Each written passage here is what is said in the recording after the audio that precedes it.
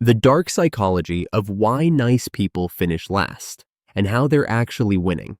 Everyone says nice people finish last, but nobody tells you the disturbing psychology of why. I'm about to expose something that will completely change how you see human nature. And if you consider yourself a nice person, this is going to hurt. But it's also going to set you free. Let's start with the uncomfortable truth. Nice people don't actually finish last. They're playing a completely different game, and everyone else is too blind to see it. But first, we need to understand the dark psychology of why being nice triggers something primal in others. Your brain has ancient software, millions of years old.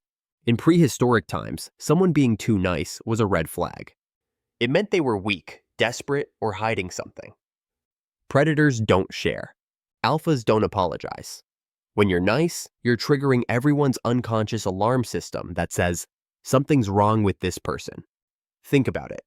When someone's excessively nice to you, what's your first thought? What do they want? Your brain is scanning for the threat. This is why nice guys and nice girls get friend-zoned. It's not that people like jerks.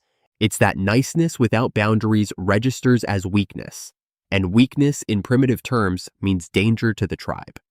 But here's where it gets dark. Society needs nice people to finish last. The entire system collapses if nice people wake up.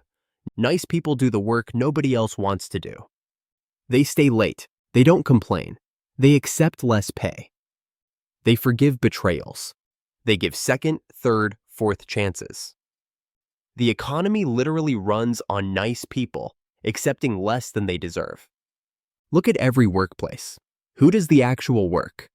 The nice person who doesn't want to rock the boat. Who gets promoted? The person who takes credit for that work. This isn't a bug in the system. This is the system. And everyone knows it, but nobody says it because we need nice people to keep believing that someday their niceness will be rewarded. Social media exposed this perfectly. The most successful influencers aren't the nicest. They're the most controversial. They trigger emotions. They create conflict. Meanwhile, genuinely helpful, nice content creators struggle for views. The algorithm doesn't reward niceness. It rewards engagement, and nothing engages like controversy. Mark Zuckerberg knows this. Every tech CEO knows this. They built systems that punish niceness and reward aggression. But here's the plot twist. Nice people aren't actually losing. They're playing a game so advanced that others can't even see it. Let me explain the secret psychology. True nice people, not people pleasers, but genuinely kind individuals. They've transcended the primitive game. They're not nice because they're weak. They're nice because they're so strong they don't need to prove anything. This terrifies insecure people.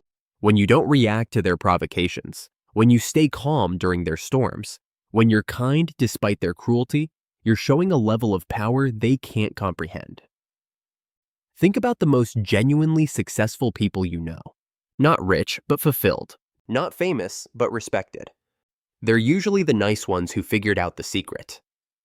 They stopped playing the competitive game and started playing the collaborative game. While everyone else is fighting for a bigger piece of the pie, they're making more pies. Here's the brain science. When you're genuinely nice, not fake nice, but authentically kind, your brain produces oxytocin and serotonin. These chemicals make you healthier, happier, and literally live longer. Mean people? Their brains are flooded with cortisol and adrenaline. They're in constant fight mode. They might win battles, but they're losing the war against their own biology. The dark psychology gets darker. Society programs nice people to doubt themselves. Every movie shows the nice person getting walked over until they finally stand up for themselves by becoming aggressive. The message is clear. Niceness is weakness until you prove otherwise.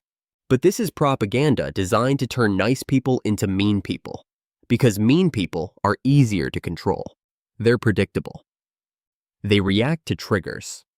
Nice people who maintain their kindness despite pressure, they're dangerous to the system.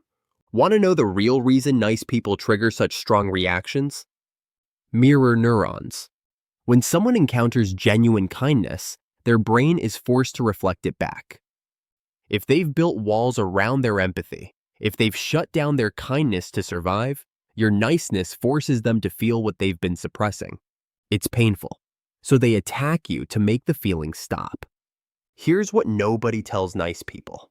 Your niceness is a superpower, but you're using it wrong. Stop being nice to everyone. Be strategic. Nice without boundaries isn't nice. It's self-destruction. The moment you add boundaries to your niceness, everything changes. You become the most powerful person in any room because you have something everyone wants, but few can access. Genuine kindness that must be earned. The people who say nice guys finish last, they're telling on themselves. They're admitting they see life as a race where you have to step on others to win. They've already lost because they're competing against everyone. Nice people collaborate. And in a world where everyone's competing, the collaborators have no competition. Here's your wake-up call. If you're nice and feeling like you're finishing last, you're not too nice. You're nice to the wrong people. You're nice without standards. You're nice as a strategy instead of as a principle. Real niceness comes from strength, not weakness. It's a choice, not a default. The dark truth? Nice people don't finish last. They finish alone if they don't find other nice people. Because finishing first in a race full of people stepping on each other isn't winning. It's just being the best at a game that destroys everyone who plays it. The real question isn't whether nice people finish last. It's whether you're strong enough to stay nice in a world that rewards the opposite. Because that's not finishing up last. That's playing a different game entirely. And it's a game where everyone who plays it wins.